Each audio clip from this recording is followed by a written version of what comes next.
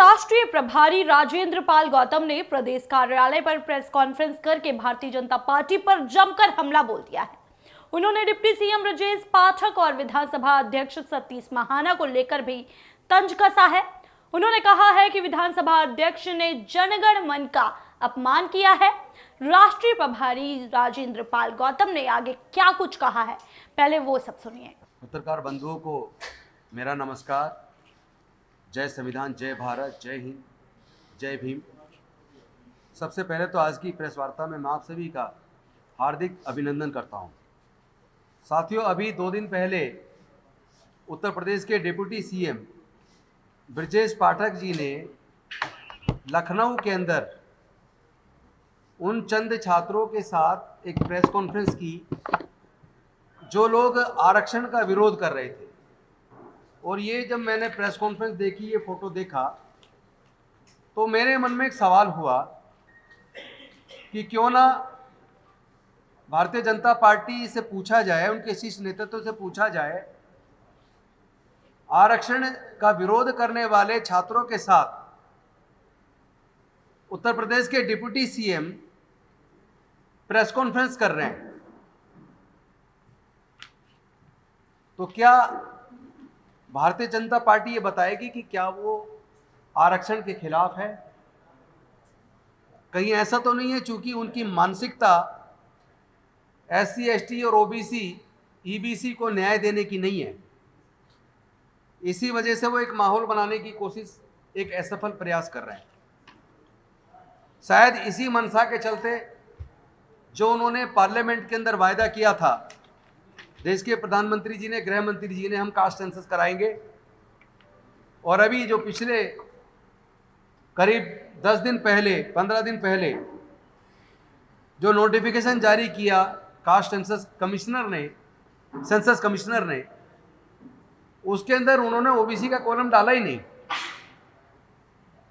क्योंकि जब जाति का कॉलम होता है, जैसे SC और ST का कॉलम है, OBC का नहीं है, तो पहले जो जनगणना होती थी SC ST का कॉलम होता था, उसमें फिर वो उनकी कास्ट की सूची होती थी जिस पे टिक करना होता था।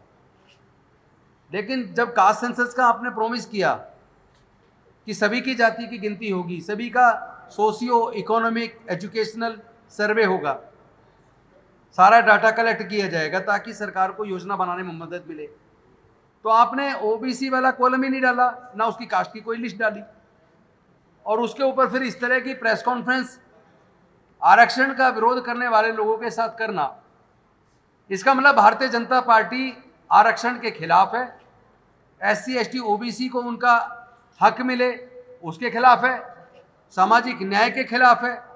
ये स्पष्टीकरण हम भारतीय जनता पार्टी से चाहते हैं, पहली बात।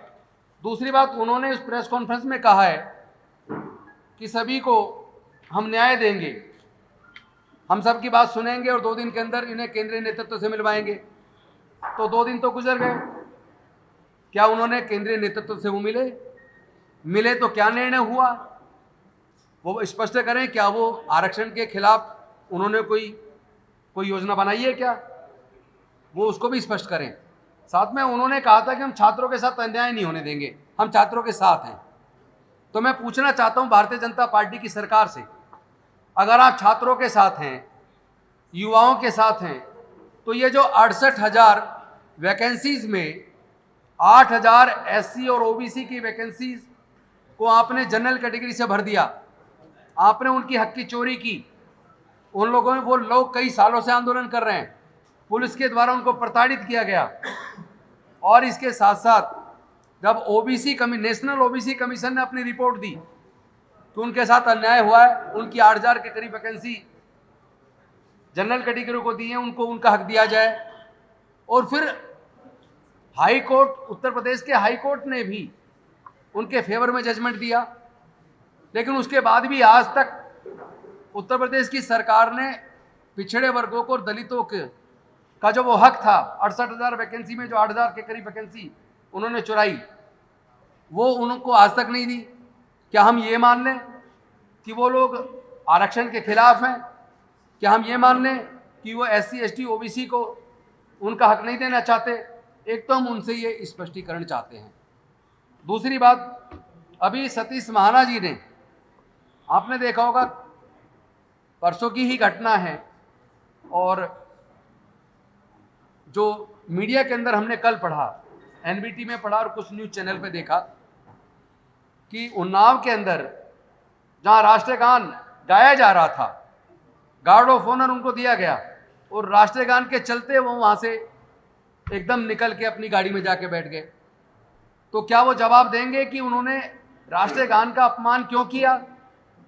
साथ में मैं ये भी पूछना चाहता हूं, हमारे अनेकों जिलाध्यक्षों ने पुलिस में कंप्लेंट की है, उस पुलिस कंप्लेंट पे अभी तक एफआईआर दर्ज क्यों नहीं हुई? क्या कोई भी नेता, चाहे वो स्पीकर हो, चाहे मंत्री हो, चाहे मुख्यमंत्री हो, चाहे प्रधानमंत्री हो, क्या कोई भी नेता देश के संविधान में कानून से ऊपर है? नेशनल एंथम का जो एक्ट है वो ये कहता है कि अगर कहीं से कानों में नेशनल एंथम की आवाज़ भी आ जाए तो आपको तुरंत सावधान की मुद्रा में खड़े हो जाना है। तो क्या उनके कानों में नेशनल एंथम की आवाज़ नहीं आई? जब मीडिया जो वहाँ कवरेज कर रहा है, जब उसको नेशनल एंथम का पूरा गीत, राष्ट्रगान पूरा उसमें रिकॉर्ड है और उस राष्ट्रगान के चलते वो चल के जा रहे हैं, तो क्या वो इस जिम्मेदारी से बच सकते हैं कि उन्होंने नेशनल एंथम के एक्ट का अपमान किया है और ये अपने आप में कानूनी रूप से एक अपराध है? क्या वो उनके खिलाफ मुकदमा पुलिस ने दर्ज किया या नहीं किया? ये उत्तर प्रदेश की सरकार भी बताए और उत्तर प्रदेश का पुलिस प्रशासन बताए कि अभी तक उस पर उन्होंने क्या कार्रवाई की। तो हम प्रशासन से मांग करते हैं, पुलिस से मांग करते हैं, उत्तर प्रदेश की सरकार से मांग करते हैं कि वो सतीश महाना जी जो स्पीकर हैं विधानसभा के, जो हमारे कांग्रेस पार्टी के कार्यकर्ताओं के छोटी छोटी बात पर जो लगातार उनके खिलाफ एफआईआर दर्ज करवा रहे हैं, जैसा आपने एक वाकया देखा होगा, उन्होंने सदन के चलते उन्होंने ये कहा कि जिन लोगों ने चढ़ावा श्रद्धा से नहीं चढ़ाया राम मंदिर में, वो चढ़ावा चोरी हुआ है। इस तरीके से राम को मानने वाले राम भक्तों का या दान देने वाले लोगों का, चढ़ावा चढ़ाने वाले लोगों का उन्होंने अपमान किया।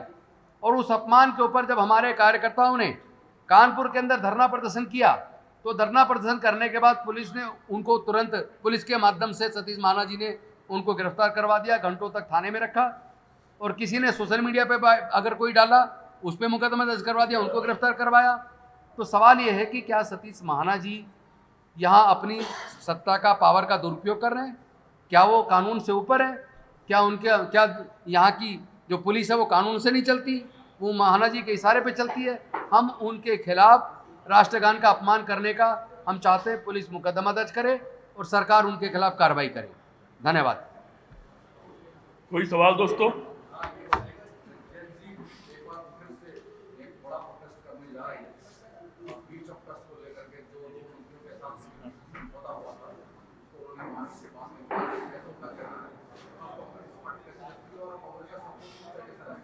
देखिए, हमारा ये मानना है, चाहे जैन जी हो चाहे जैन अल्फा हो, ये हमारे देश के लिए एक स्वर्णिम टाइम आ गया है। अब से पहले सत्ताधारी पार्टी 24 घंटे हिंदू मुसलमान करती थी, जाति धर्म के आधार पर नफरत फैलाने का काम करती थी। अब देश उससे ऊपर उठ गया है। अब देश के लोग शिक्षा के ऊपर बात कर रहे हैं, अब देश के लोग रोजगार के ऊपर बात कर रहे हैं, अब देश के लोग महंगाई के ऊपर बात कर रहे हैं। ये मुझे खुशी की बात है कि हमारे छात्र अपने विश्वविद्यालयों में को सुधार के लिए, शिक्षण संस्थाओं में सुधार के लिए, परीक्षा व्यवस्था में सुधार के लिए अपनी बात को उठा रहे हैं और हम उन छात्रों के साथ हैं। और हमारे नेता आदरणीय राहुल गांधी जी ने चारों के चारों प्रदेश के हमारे जो कांग्रेस के मुख्यमंत्री हैं, उन मुख्यमंत्रियों से स्पष्ट किया, उनको स्पष्ट निर्देश दिए और रिक्वेस्ट भी किया, निर्देश भी दिया कि जहां हमारी सरकारें हैं, आप आने वाले 2 से 3 सप्ताह के अंदर स्टडी कीजिए, एक्सपर्ट से राय लीजिए और एजुकेशन में सुधार की एक ठोस रणनीति के साथ आइए, ताकि आम लोगों को सस्ती, सुलभ और क्वालिटी की एजुकेशन मिल पाए, ताकि छात्रों को शिकायत ना करनी पड़े। अन्यथा सरकार उनकी हो या हमारी हो, अगर हम सुधार नहीं करते शिक्षा व्यवस्था में, फिर हम लोग भी उतने ही दोषी होंगे जितने दूसरे लोग दोषी हैं।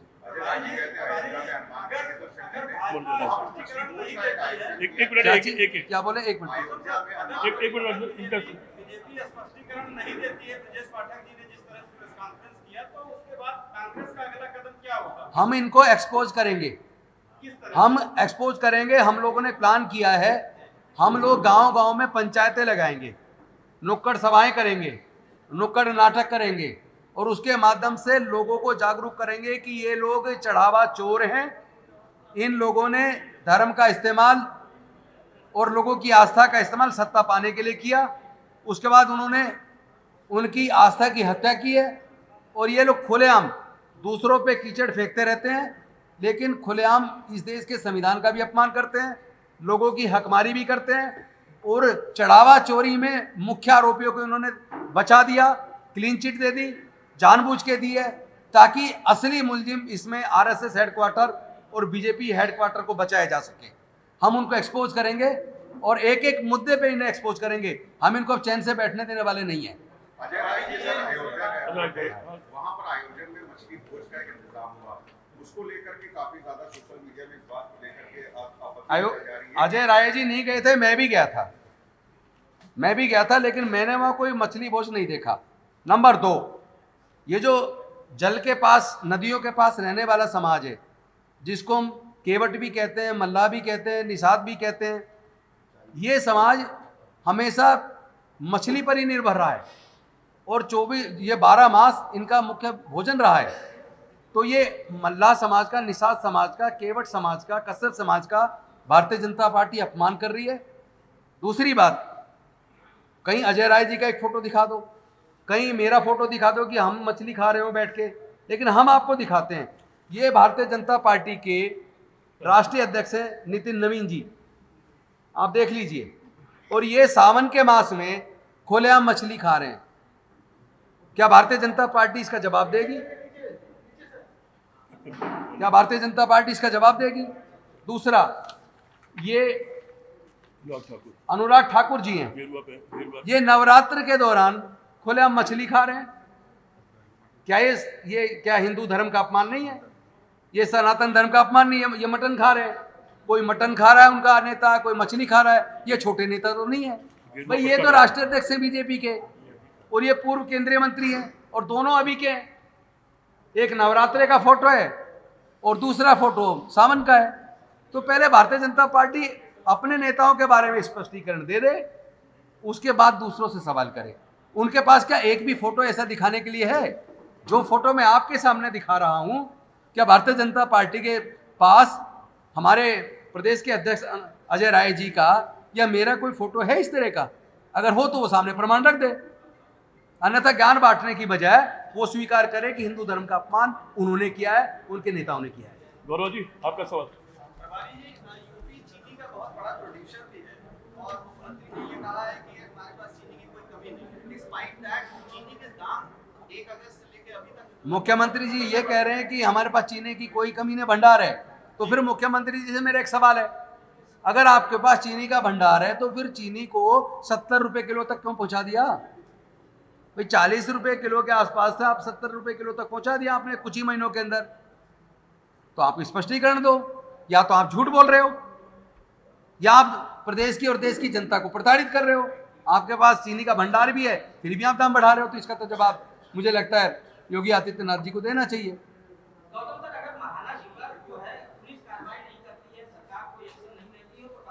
देखिए, हम एक जिम्मेदार विपक्ष के नाते एफआईआर कराने के लिए जगह जगह थानों में कंप्लेंट दे रहे हैं और मुकदमा दर्ज करना उनका काम है, वो नहीं करते। तो हम लोग देश के बीच जाकर, जनता के बीच जाकर बताएंगे कि ये लोग देश के संविधान को नहीं मानते। इन लोगों ने 52 सालों तक, इनके संगठन ने, आरएसएस ने 52 सालों तक आज़ादी के बाद कभी अपने मुख्यालय पर, अपने आयोजन में, जो इनका जो एक आयोजन होता है उसमें कभी तिरंगा नहीं लहराया। दूसरा, इसी 15 अगस्त को इनके कई जिला मुख्यालयों पर तिरंगा, 15 अगस्त के दिन तिरंगा फहराने की बजाय इन्होंने बीजेपी का झंडा फहराया। तो ये लोग ना तो तिरंगे में का सम्मान करते हैं, ना ये राष्ट्रगान का सम्मान करते हैं, ना ये देश के संविधान का सम्मान करते हैं, ना ये देश के लोकतंत्र का सम्मान करते हैं। इन्होंने एजुकेशन सिस्टम को कोलैप्स कर दिया, इन्होंने ब्यूरोक्रेटिक सिस्टम को कोलैप्स कर दिया, इन्होंने संवैधानिक संस्थाओं को कोलैप्स कर दिया, इन्होंने लीगल सिस्टम को कोलैप्स कर दिया, इन्होंने पूरे देश को बर्बाद कर दिया। और हम ये गांव-गांव में लोगों को इसके बारे में बताएंगे, इनकी पूरी पोल खोलेंगे। हम भारतीय जनता पार्टी को चैन से नहीं बैठने देंगे, क्योंकि धोखे से झूठ बोल के सत्ता तक आए थे, 2 करोड़ रोजगार देने की भी बात की थी, काला धन वापस लाने की भी बात की थी, क्या हुआ? महंगाई कम करने की भी बात की थी, 30 रुपये लीटर पेट्रोल देने की भी बात की थी, क्या हुआ? और इथेनॉल ये 20-30% यूज करके ये लोगों की गाड़ियां, करोड़ों गाड़ियां इन्होंने खराब कर दी हैं। इनको जवाब देना पड़ेगा, अभी हम इनको बच के भागने नहीं देंगे, ये मैं आपको स्पष्ट बताना चाहता हूँ। आरक्षण को लेकर के सर दिल्ली में भी जंतर मंतर पे लगातार प्रदर्शन हो रहा है। कुछ लोग कह रहे हैं कि जो आर्थिक तौर से जो लोग पिछड़े हैं उनको आरक्षण देना चाहिए, ना कि जातिगत आधार पर। मैं एक बात पूछना चाहता हूं, इस बीजेपी की सरकार ने ईडब्ल्यूएस आर्थिक तौर पर कमजोर सवर्णों को आरक्षण दिया और बिना मांगे दिया, कोई डिमांड नहीं थी देश में। मेरा सवाल है, ओबीसी को आरक्षण देने में 43 साल लगे। मंडल कमीशन की सिफारिशों को लागू करने के बाद कोर्ट ने स्टे किया। 92 में जजमेंट आया सुप्रीम कोर्ट से, इंदिरा सानी वर्सेस यूनियन ऑफ इंडिया, और फिर नोटिफिकेशन करने में 1 साल लगा। 93 में लागू हुआ। कॉलेजेस के अंदर 2006 में अर्जुन सिंह जी ने लागू किया, 2007 से उसमें हिस्सा मिला। लेकिन मैं इनसे पूछना चाहता हूं, क्या बीजेपी की सरकार ने ईडब्ल्यूएस को रिजर्वेशन लागू करने से पहले कोई कमीशन गठित किया?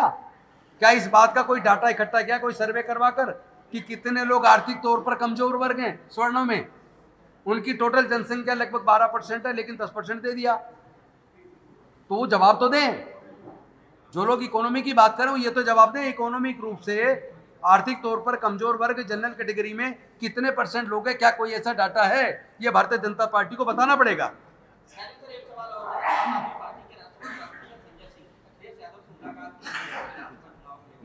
तो वो ये हमारा मुद्दा नहीं है।